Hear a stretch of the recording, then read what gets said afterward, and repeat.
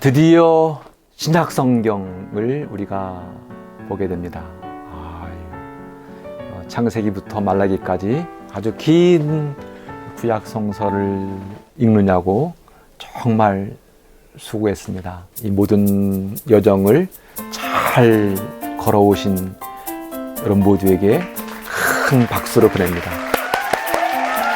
이제 드디어 복음서를 우리가 공부하게 되는데요. 예수님께서 하느님 나라의 백성으로 우리를 초대하신 내용입니다.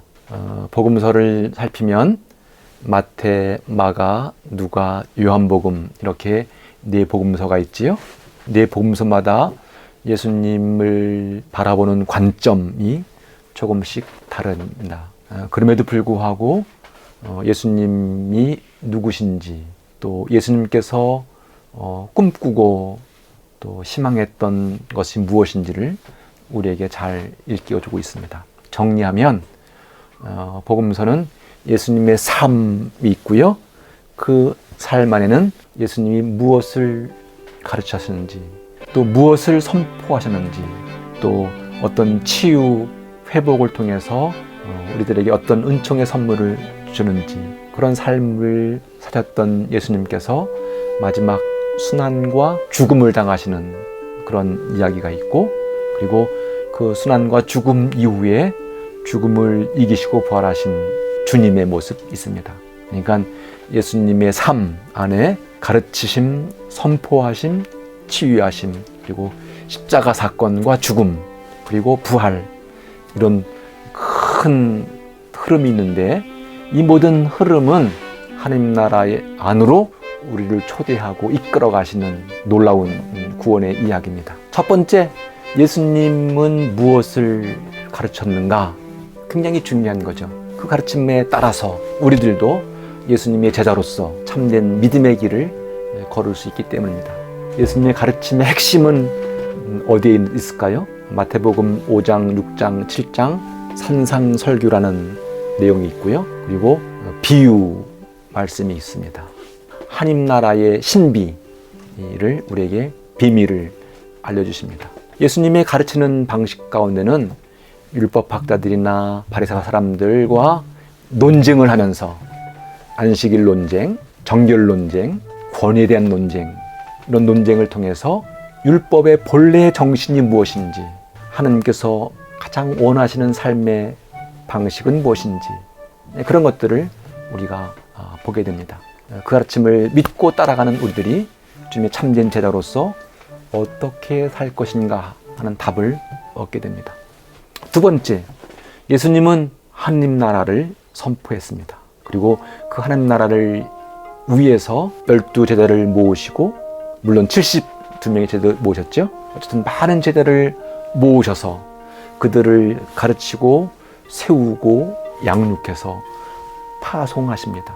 왜 파송하시죠?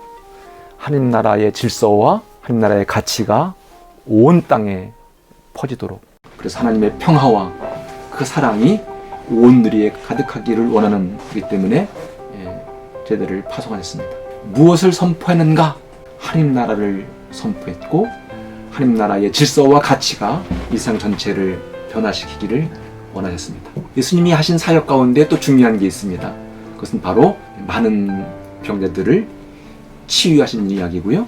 또 놀라운 기적을 통해서 하나님 아들의 권능을 드러낸 일입니다. 많은 병자들을 치유하심으로 하나님 아들로서의 놀라운 권위를 드러내셨습니다. 여자, 죄인, 어린이, 이방인들, 소외받은 사람들, 가난한 사람들, 그 당시에 율법에 의해서, 남자들에 의해서, 부유한 사람들에 의해서, 힘 있는 사람들에 의해서 차별받고 편견당하던 사람들을 아주 너그러운 마음으로, 사랑의 마음으로 품어주셨고, 그 모든 한 사람 한 사람이 참으로 존귀하다, 참으로 하나님의 영광을 드러내기에 충분한 사람이라고 그렇게 일깨워주셨고, 그들을 회복시켜 주셨습니다. 안식일이나 정결법보다 한 사람이 더 소중하게 여기심으로써 하나님께서 정말 원하시는 뜻이 무엇인지를 알려줬습니다.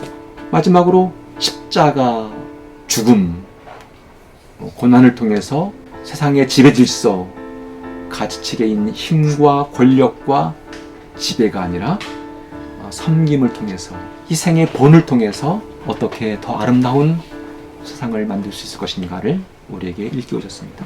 그리고 마침내 이 부활이라는 사건을 통해서 어떻게 우리 모두에게 구원의 은총을 베풀어 주시는가 우리에게 일깨워주는 아주 중요한 글들입니다. 예수님의 유년기에 대한 언급이 마르코복음에는 없습니다. 마태복음에는 족보부터 나오죠. 그리고 누가복음 1장 2장에는 가브리엘 천사가 세례 요한과 예수님에 대한 탄생 예고를 하는 이야기부터 나옵니다. 그리고 마태, 마가, 누가복음은 예수님의 공생의 활동에 대해서 나오고 그 모든 활동들이 어느 정도 진행되다가 예루살렘을 향해서 나아가시고 순환당하시고 죽임당하시는 이야기들로 마무리를 짓습니다. 이런 의미에서 마태, 마가, 누가복음을 공관복음서라고 말합니다. 조금씩 차이는 있지만 전체적으로 예수님의 삶을 풀어가는 방식이 비슷하다, 같다 하는 것이죠. 오늘 짧은 시간에 마태복음, 누가복음, 마가복음 전체를 다 설명하는 것은 너무 많은 시간도 필요하고 어렵습니다. 제가 한 장의 그림으로 복음서 전체를 이렇게 압축했습니다. 이거는 전 세계에 저만 갖고 있습니다. 아무도 이런 그림을 그리지 않았습니다. 예수님이 사셨던 그 세계는 아주 아무런 문제가 없는 진공 상태에서 사신 것이 아니고요. 아주 복잡한 환경 속에서 하나님 나라를 이루기 위해서 노력한 분입니다. 이 그림을 보면 마태, 마가, 누가, 요한복음이 있고요. 그 바깥에 복음을 감싸고 있는 주변 환경이 잘 나와 있습니다. 제일 위에 보면 로마의 정치 권력이 있습니다. 예수님이 살던 때 정치 권력은 누굽니까? 로마 황제, 총독, 그리고 헤롯과 같은 분봉왕입니다. 이것이 세상의 질서입니다. 맨 밑에는 유대교라는 것이 있습니다. 사두가이파, 바리사이파, 에세네파, 젤롯 땅. 이게 예수님이 살던 팔레스타인, 가나안 땅의 종교 환경입니다. 예수님은 그런 사람들 속에서 어떻게 하나님 나라를 이룰 것인가 고뇌하셨습니다. 한쪽에는 그리스 철학이라는 그런 문화와 시대의 정신이 다스리고 지배하고 있었습니다. 그리고 유대인들은 구약 성서, 율법과 예언서라는 신앙 전통의 흐름 속에 있습니다. 이 모든 복음서는 로마의 정치 지배 체계, 그리스 철학의 시대 정신, 유대교, 구약 성서, 율법과 예언서라는 이런 큰 세계 질서 속에서 마태복음은 어떻게 예수님을 어떤 모습으로 드러낼 것인가? 예수님이 율법의 완성자, 성취자다. 그래서 예수님은 마치 모세가 율법을 받은 것처럼 예수님이 율법의 새로운 완성자로 그리고 율법을 가르치는 교사로 오셨다.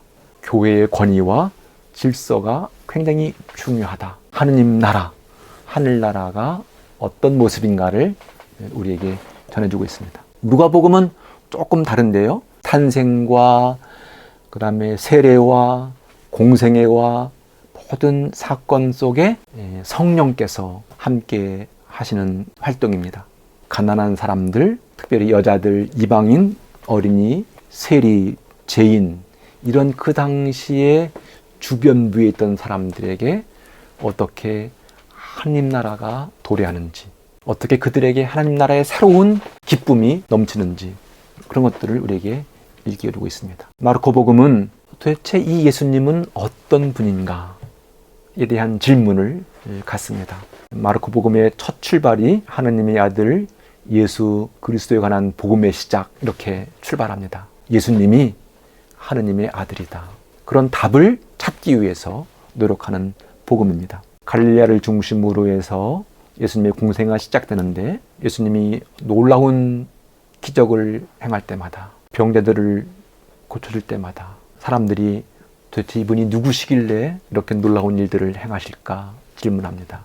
그 질문의 끝 정점은 그렇게 놀라운 일을 하셨던 분이 결국은 십자가에 달려 죽으시고 숨을 거두시는데 그때 백인대장을 통해서 도대체 이분 누구신가에 대한 답을 줍니다. 이렇게 십자가에 달려 죽으시는 그분이 바로 하느님의 아들이라는 것이죠. 마르코복음 1장부터 8장까지 그리고 순환복음으로 이제는 모든 과정을 통해서 하나님의 아들다움의 모습을 우리에게 전해줍니다. 요한복음은 그동안 마태, 마가, 누가복음이 찾았던 답과는 다른 방식으로 예수님에 대한 답을 얻습니다. 다시 말하면 에이미 에고, 나는 무엇이다, 나는 빛이다, 나는 생수다, 생명의 빵이다, 나는 착한 목자다, 나는 길이요 진리요 생명이다, 나는 부활이다. 예수님에 대한 다양한 설명을 통해서 예수님이 어떤 분으로 우리에게 오셨는가를 일깨워줍니다. 그리고 그분과 관계를 맺고 살아가는 삶이 어떤 모습인지, 그분과 관계를 맺을 때 어떻게 온전한 사랑이 이루어지고 영원한 생명의 삶을 누릴 수 있는지, 이런 것들을 우리에게 전해주고 있습니다. 마태, 루가, 마르코, 요한복음 있지요. 그 가운데 보면 예수님의 삶, 가르침, 선포, 치유, 십자가, 부활이 있습니다. 그리고 그 모든 예수님의 삶 종합하면 마지막 남는 것이 뭘까요? 바로 사랑이다. 하나님은 사랑으로 우리를 구원하십니다. 하나님은 참으로 사랑이 많으신 분이어서 그 사랑 안에 살아가는 사람들은 영원한 생명을 누린다. 공간복음, 복음서의 핵심입니다. 제가 자료로 각 복음서에 대한 설명을 올릴 겁니다. 마태복음이 어떤 책인지, 마르코복음이 어떤 책인지, 누가복음이 어떤 책인지, 요한복음이 어떤 책인지 자세한 내용들은 제가 올리는 자료집을 통해서 보시면 복음서가 이런 내용이구나 하는 것들을 알게 될 것이고, 그런 내용들을 알고 복음서를 읽으면 훨씬 더 복음서를 이해하는데 도움이 될 겁니다. 다만 여기서 꼭 짚고 넘어가야 할 것은 예수님에 대한 역사적 사실, 전기를 기록한 책은 아니라는 겁니다. 복음서는 각자 자기들 나름대로의 전승 자료집을 수집해서 오늘의 복음서를 만들었습니다. 누가복음 1장 1절부터 4절을 보면, 존경하는 데오필로님, 우리들 사이에서 일어난 그 이후의 일들을 글로 엮어놓은데 손을 댄 사람들이 여럿 있었습니다. 그들이 쓴 것은 처음부터 직접 눈으로 보고 말씀을 전파한 사람들이 우리에게 전해준 사실 그대로입니다. 저 역시 이 모든 일들을 처음부터 자세히 조사해둔 바 있으므로 그것을 순서대로 정리하여 각각께 써 보내는 것이 좋겠다고 생각하였습니다. 그러하오니 이 글을 보시고 이미 듣고 배우신 것이 틀림없는 사실인 것을 알았으면 좋겠다 하는 그런 의도죠. 요한복음 20장 3절 보면 예수께서 제들 앞에서 이 책에 기록되지 않은 다른 기적들도 수없이 행하셨다. 이 책을 쓴 목적은 다만 사람들이 예수는 그리스도이시며 하느님의 아들이심을 믿고 또 그렇게 믿어서 주님의 이름으로 생명을 얻게 하려는 것입니다. 자신들의 상황에서 예수님 말씀을 해석하고 적용하고 편집했다는 것을 우리가 이해만 합니다. 공동체 상황은 다 달랐습니다. 그런 상황 속에서 예수님의 말씀을 어떻게 가릴 것인지, 어떤 자료를 선택할 것인지 고뇌하면서 복음서를 정리했습니다. 복음서는 예수님의 일생을 엮은 전기가 아니라 예수님의 부활을 체험한 사도들과 후대 교회의 신앙 고백서입니다. 예수님을 어떻게 믿고 신뢰하며 하나님 백성으로 살아갈 것인가 하는 것들에 대한 좋은 신앙의 답을 얻을 수 있다고 생각합니다.